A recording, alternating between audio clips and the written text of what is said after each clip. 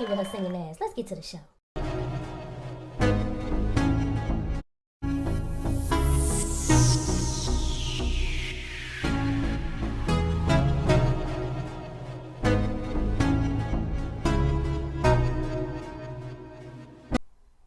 Hey y'all, it's your girl Q, and today we are making delicious tteokbokki, but we're making it with rice paper rice cakes.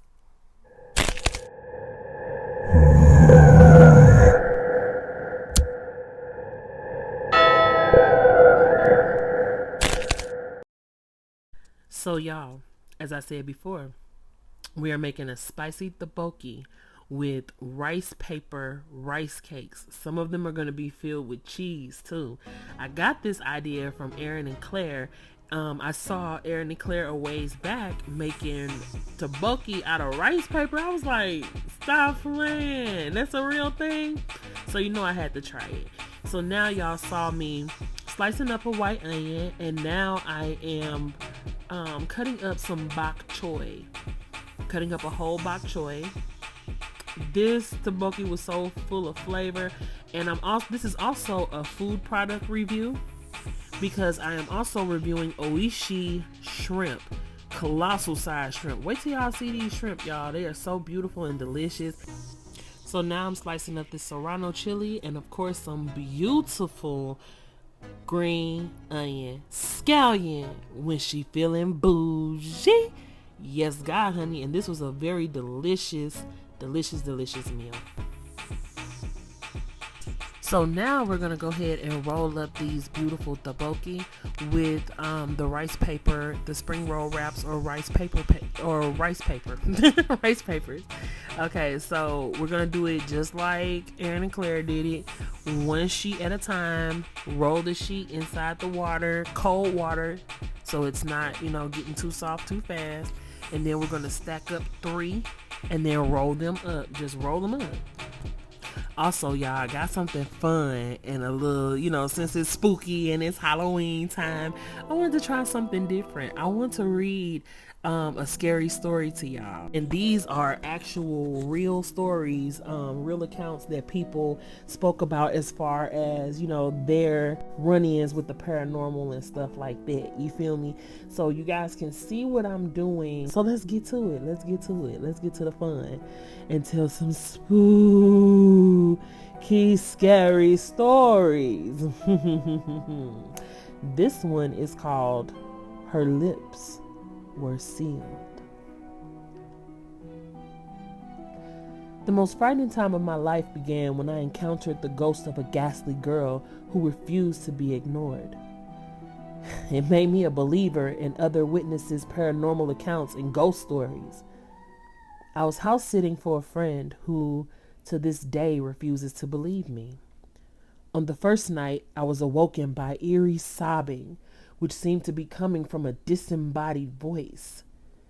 The sound was strange because it was like a stifled noise emanating from a young girl's throat.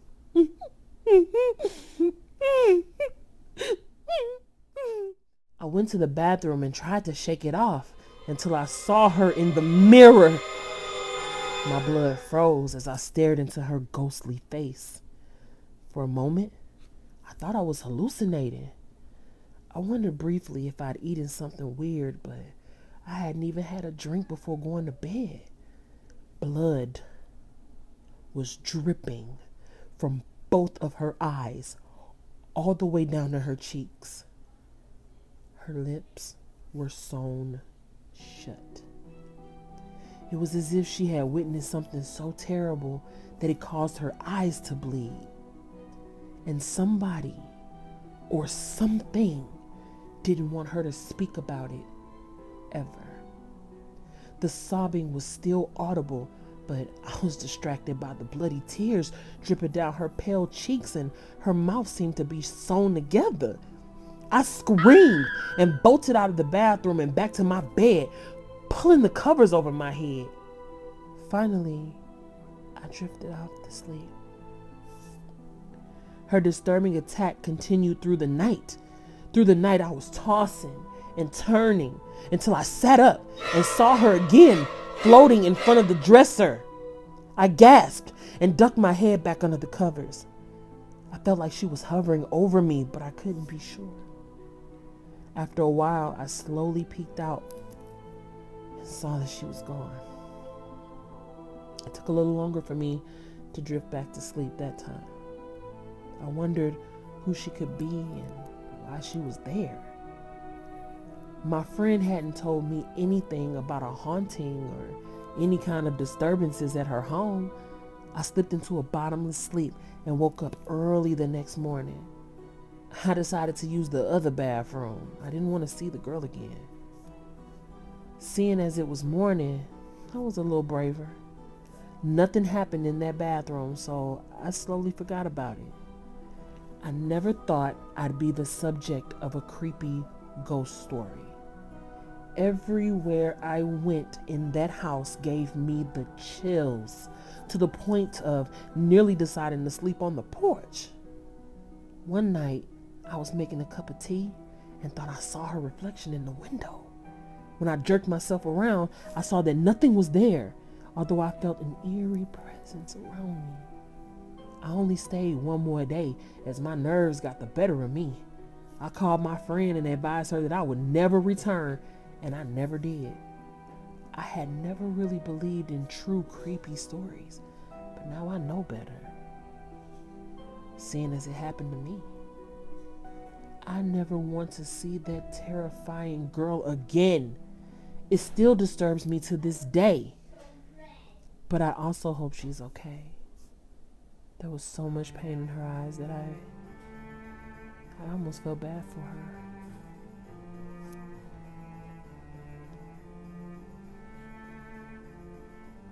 Y'all. So what do you think of the story? Let me know in the comments below. Did y'all get spookified? I mean, how was y'all feeling? You feel me? I think I might go ahead and read y'all another one. You know what I'm saying? Yeah, let's do that. But first, I kind of want to talk about what I just did in with the recipe. So right now, I'm making the sauce, the actual sauce for the tteokbokki. And y'all, I put in there some Karo syrup, some Korean, some actual gochujang Korean pepper flake, some gochujang pepper paste. I put in some rice vinegar. I put in some garlic, minced garlic. I put in some mirin, some soy sauce. I put in some black pepper, because y'all know how I feel about fresh black pepper. This next short tale is called So I Lost My Phone. Last night, a friend rushed me out of the house to catch the opening act at a local bar's music night. After a few drinks, I realized my phone wasn't in my pocket. I checked the table we were sitting at, the bar, the bathrooms, and after no luck, I used my friend's phone to call mine. After 2 rings, someone answered, gave out a low, raspy giggle, and hung up. They didn't answer again. Eventually, I gave it up as a lost cause and headed home. I found my phone laying on my nightstand, right where I left it. A man walked into a hotel late one night and asked for a room. The hotel manager told him the hotel was all booked up. We've only got one room left, he said. It's on the 13th floor, but we don't rent that one because it's haunted. I'll take it, said the businessman. I don't believe in all that nonsense about ghosts. The man took the key and went up to the room to get some sleep. As soon as he turned off the lights and got into bed, he heard the closet door squeak open. A pale, ghostly figure emerged from the closet and staggered forth, its fingering dripping with blood. Bloody fingers, bloody fingers, it moaned. When the man laid eyes on the horrible sight, he grabbed his suitcase and ran out of the room, still wearing his pajamas, left the hotel that very night. The next night, an old woman arrived at the hotel very late at night. The manager told her the same thing. We've only got one room left, but it's on the 13th floor, and we don't rent it because the room is haunted. Sonny, I've seen a lot in my day, she told him. Trust me, nothing could possibly bother me. As soon as she switched off the lights and got into bed, the closet door creaked open and a ghastly figure stepped out. Its fingers were still dripping blood all over the floor. Bloody fingers. Bloody fingers, it moaned. The old woman shrieked and ran as fast as her little legs could carry her. A week later, a teenage boy arrived at the hotel very late. He also took the haunted room despite the manager's warning. He paid for his room, got the key, and headed upstairs. After he had unpacked, he took out his guitar and began to strum some tunes. Soon the closet door creaked open and the ghost appeared. As before, its fingers were bleeding, soaking the carpet with blood as it was moaning, "Bloody fingers, bloody fingers." The boy didn't pay any attention to the ghostly figure. He just kept strumming his guitar. The ghost kept moaning and its fingers kept bleeding. Bloody fingers, bloody fingers, it moaned. Finally, the boy stopped playing the guitar. He looked straight at the hideous apparition and said, "Man, shut up and get yourself a Band-Aid."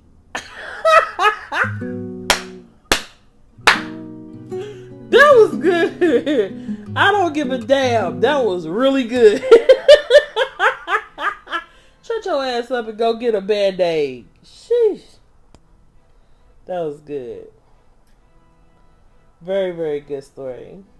He said, "Listen, I'm just gonna, you can talk all that you want to, but I'm gonna keep on strumming this guitar. You feel me? I'm chilling, man. I'm just trying to, I done paid for my room. I ain't running the hell up out of here. You feel me?"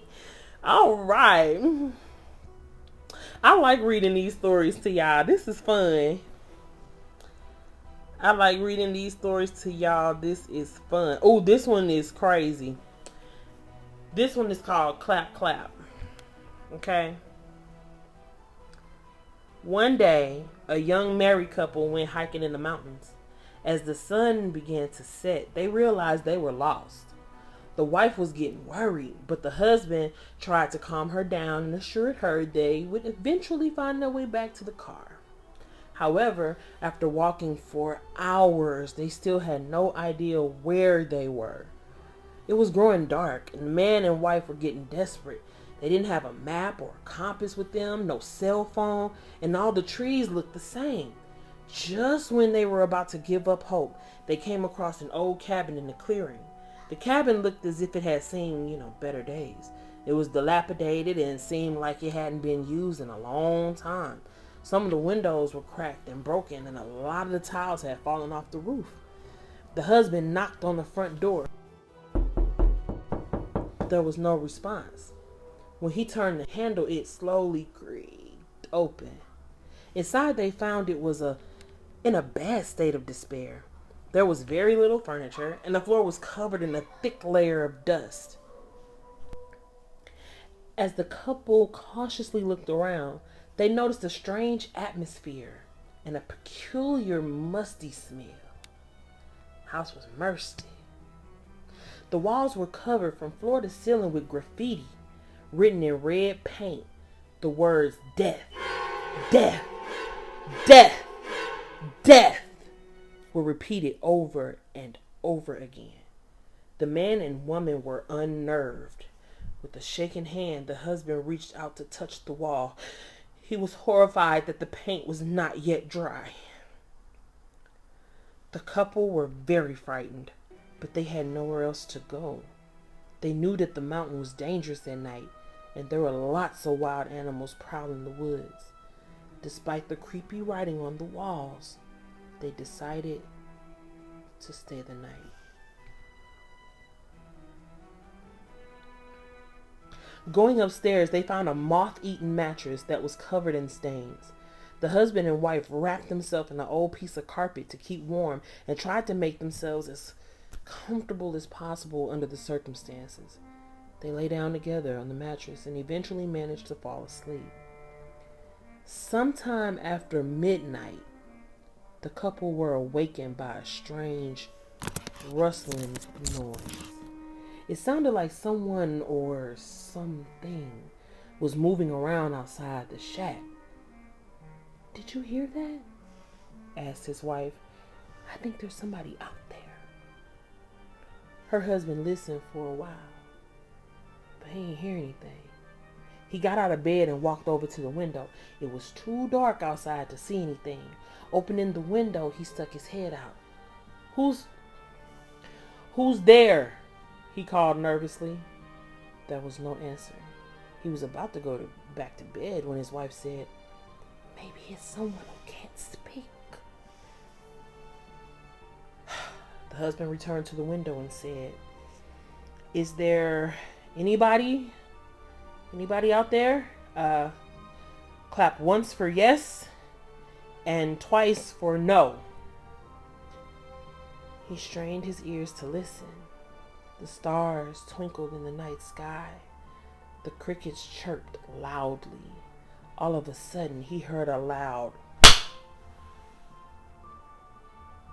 The man turned to his wife and said in surprise, "You were right. There's someone out there." He leaned out the window and his eyes scanned the darkness. He couldn't make anything out in the pitch black. "Are you the owner of this cabin?" he asked.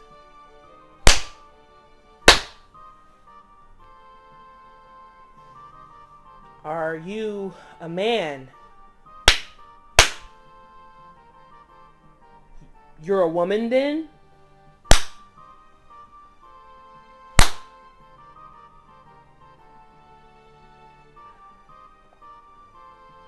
"Are you human? Are you human?"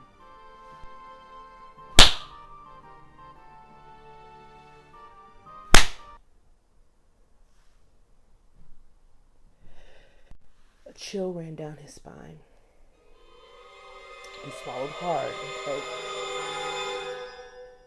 Did you come here alone? Did you come here alone?"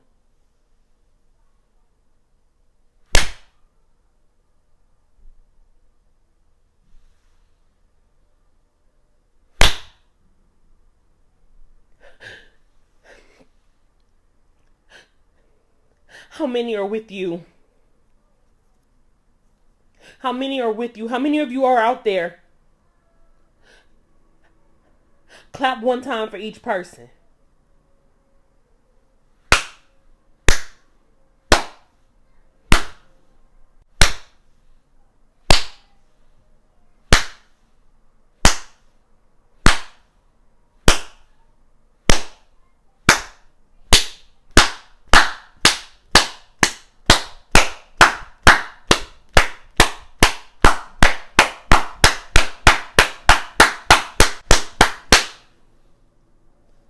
Woo!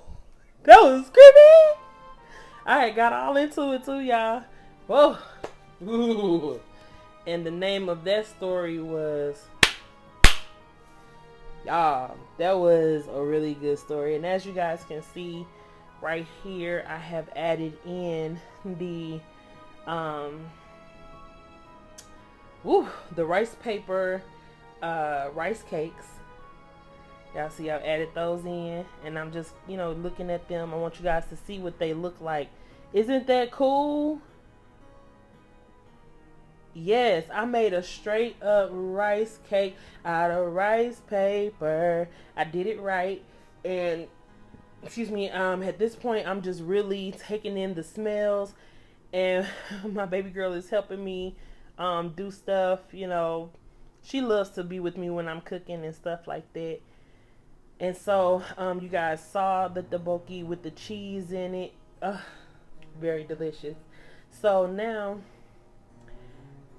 let's read another story, y'all. I was getting into that. See, this is the type of stuff that I like to do. I like to read different stories. I love to, just get all into it. So I don't read my kids stories like this, but when I read to them different stories and stuff like that, I get all into it. I do the voices. I mean, I really, have a good time with it. So let's get to it. Child, now this next story is scary as shit. I mean, it's like, damn, because if you really think about it, alright, this one is called The Butcher. A young woman was walking down the street when she saw an old blind man coming towards her. He stooped over and wore dark glasses and a cane. He seemed to be having trouble walking, and when he was passing her by, he almost fell over. She grabbed his arm and steadied him, and he thanked her for her kindness. Then he asked the young woman if she could do a favor for him. "Could you please deliver this letter for me?" the blind man said. "I'm old and disabled, and I have a terrible time finding my way around the city." Being a nice person, the girl agreed to help him, and he handed her a letter with an address scrawled on the front. As the young woman turned to walk away, she happened to glance back and saw the blind man walking down the street quite quickly, with his cane tucked under his arm. Then, to her surprise, the blind man took off his dark glasses and casually tossed them into a garbage can. Suspicious, the woman took the envelope to a nearby police station. The police went to the address on the letter, which turned out to be a butcher shop owned by an old couple. All seemed perfectly ordinary until the police asked the old couple to open the large refrigerator in the back of the shop. The old couple refused, so the police had to break it open themselves. Inside, they were confronted by a horrible scene. There were dead bodies strung up on meat hooks and shelves stacked high with chunks of human flesh. Until now, the police had overlooked the letter which the mysterious blind man had given the woman.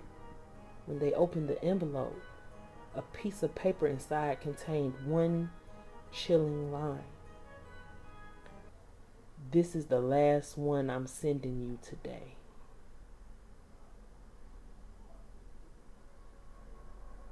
Ooh, ooh, shish kabibble. Y'all, that put chills up and down my spine. Ain't that some shit? She turned around, saw his ass. She said, "Oh, you ain't blind." And he done set up there. He got the cane up under his arm. He sent that girl to be chopped the fuck up at a butcher shop. He sent her to a demise. How messed up is that, y'all? Whew, crazy. But see, that's how I am too. Like, I always see, I'm from St. Louis, so we definitely gonna rubberneck. We gonna look around. We gonna keep that head on a swivel, because I want to know what's what. You ain't finna send me to no chopping block. I'm sorry. So, y'all, this is beautiful. And I'm so glad that I did this. It's the smells that's coming from this. Because I've made tteokbokki before. And I've made rice cakes before. I made them more of the traditional way with the rice flour and pounded it out and, rolled it and all that. And this was simple to do. And it took a lot less time and a lot less, woman power, a lot less elbow grease, as we say. And so it was very easy to put these together. And as y'all saw, I put in those shrimp pretty much towards the end, as well as my noodles very close to the end of everything cooking. Simply because I just want my noodles not to be overcooked, and I don't want the shrimp to be overcooked as well. So it's pretty much a tactic of timing, basically. Just timing it out, pacing it. So this is beautiful. We got the noodles in there. Y'all think we got time for one more story? Let's go to the next story. The next scary tale is called The Little Black Dog. Billy Mansfield said that a little black dog followed him wherever he went, but he was the only one who saw it. So people thought he was kind of crazy. To drive the dog away, Billy was always hollering at it, throwing rocks at it, but the dog always came back. The first time Billy saw that dog was the day he fought Silas Burton. Billy was just a young man then, but the Burtons and Billy's family had been feuding for years. When Billy saw Silas riding towards him, he went for his gun, and Burton went for his, but Billy fired first. He hit Burton in the back, knocking him off his horse. Burton's horse ran off and his gun fell where he couldn't reach it. He lay there on the ground pleading with Billy, "Please don't kill me." But Billy killed him anyway. Burton's little black dog was with him when he was shot. The dog kept licking Burton's face and barking and snarling at Billy. In his anger, Billy killed the dog too. There wasn't much law enforcement back in those days, so Billy wasn't arrested. But all that night, he heard Burton's dog outside his cabin scratching on his door and barking to be let in. "I'm imagining this," Billy said to himself. "I shot that dog. It's dead." But the next morning, Billy saw the dog. It was waiting for him outside. From then on, there was not a day when he didn't see it. And there wasn't a night when he didn't hear it scratching on his door, barking to be let in. From then on, Billy was always finding black dog hairs on the sofa, on the floor, in his bed, even in his food. And the house and the yard stank of dog. That's why Billy said, whenever somebody told him there wasn't any dog to see, he'd say, "Well, maybe you don't see it, but I do. And I'm not any crazier than you are." Things went on like that for many years. Then one morning in the middle of the winter, the neighbors didn't see any smoke coming out of Billy's chimney. When they went over to check, Billy wasn't there. A day or so later, they found his body laying in the snow in a field back at his cabin. Billy had plenty of enemies, and at first it seemed like somebody might have killed him. But there wasn't a mark on his body, and there weren't any footprints out there except for Billy's. The doctor said Billy probably died of old age, but there was something odd about his death. When the neighbors found Billy, there were black dog hairs on his clothes. There were even a few on his face. It smelled like a dog had been out there, yet no one had seen a dog anywhere. Ooh, y'all talk about karmic experience. Okay, so this guy, they getting into it. Bow, he shot the guy. He already shot him. You know what I'm saying? So Burton is like, "Man, don't kill me. Just go ahead on. You done proved your point. You done shot my ass. Go ahead on." But nah, not only does he double down and kill Burton, but he also kills Burton's dog. And that dog's soul couldn't rest until, well, y'all heard the end of the story. But look at this Tteokbokki. Oh my God. Y'all, look at this. This look fire. And then I just added some more cheese on top. This was such an indulgent and delicious meal, y'all. I really enjoyed everything about this. So I hope you guys enjoyed the stories. I may be able to fit one more in before the end of it all. Probably not. I think we'll just go ahead and just look at the beautiful plate up and look at everything, and y'all just enjoy it with me. You feel me? I didn't eat my entire bowl of noodles on camera simply because I wanted to watch some movies, child. I wanted to put my feet up and watch some movies and eat these beautiful noodles and tteokbokki with the shrimp and the egg and the bok choy. Everything just was so delicious. When I say delish, I'm talking about flavorful.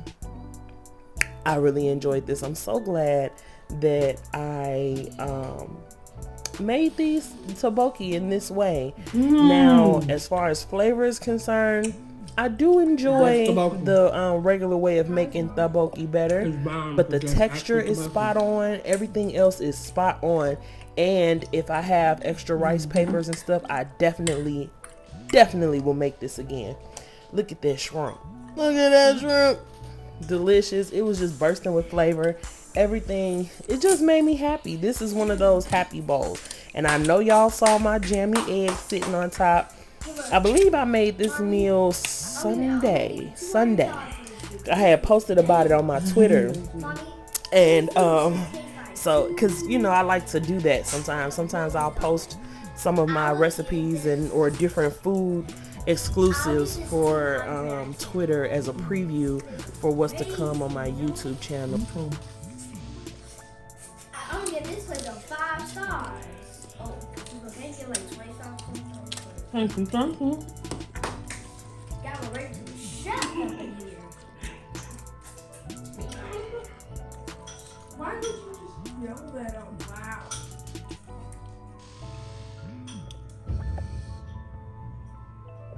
But yes, this is so delicious, and I liked the cheese inside of that tteokbokki. That was fire.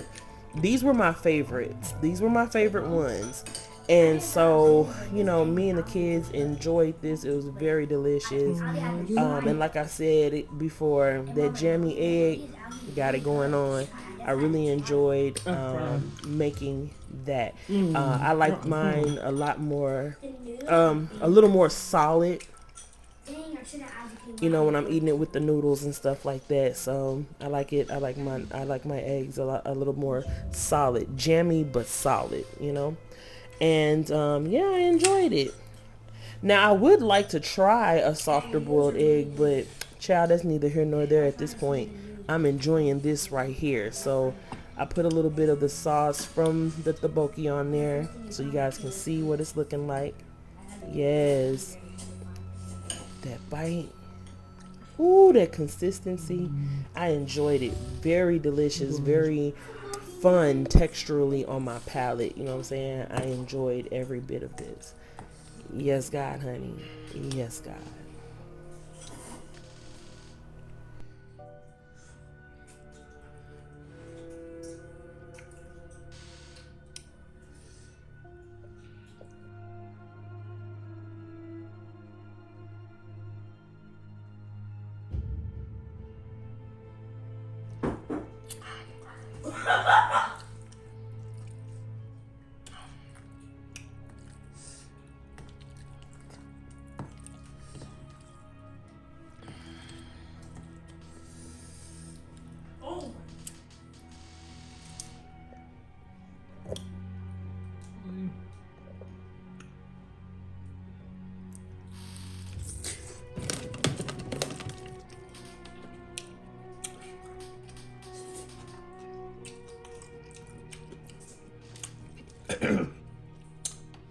All right, I need y'all to be quiet right quick.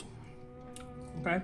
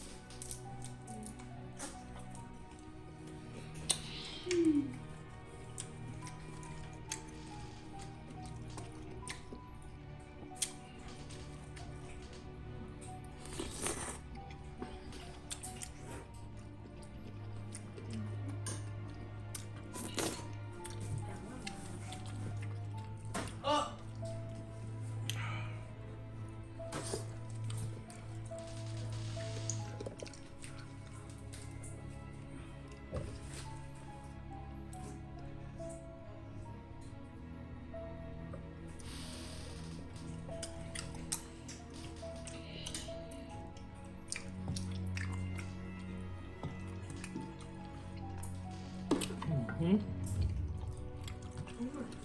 That is really good. This has made me very happy. Me too. Hey, Mommy, I'm smiling really hard. I'm telling you, it turned out real good. Mommy, I actually went to tell all my friends about your food. This is really good. And Mom, and I also told me about your channel. She really liked your channel. Mm-hmm. Yeah, so after second day of school, I told her, like, how do you see my mom's video? And she said she really liked the videos. It's really nice. Who, your friend or her mama? No, Oh, okay. she said she really liked the video. That it's really good. I'm good.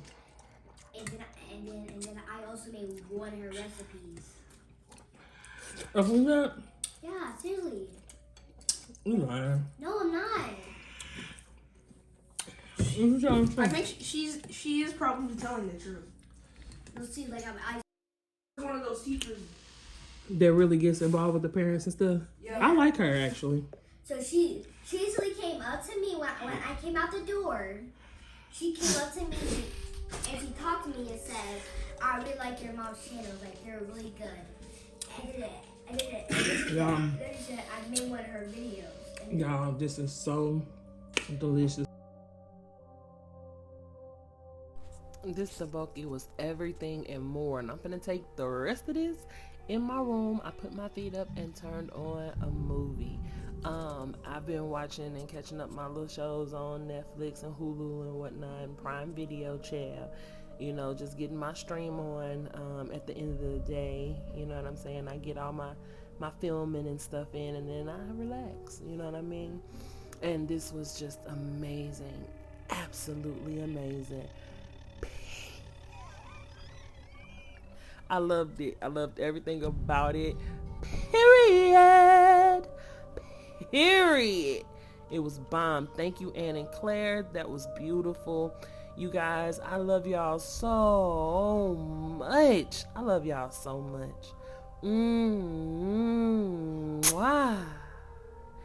I love you, I love you, I love you, I do.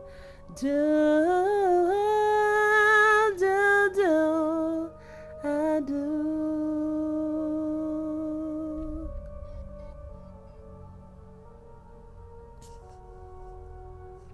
All the time we say goodbye to all our YouTube friends. Family, we love you all the way to the end. Thank you for watching this video. So hit that subscribe button and the notification bell too. What it do? I'll see y'all next time. Period. I love you.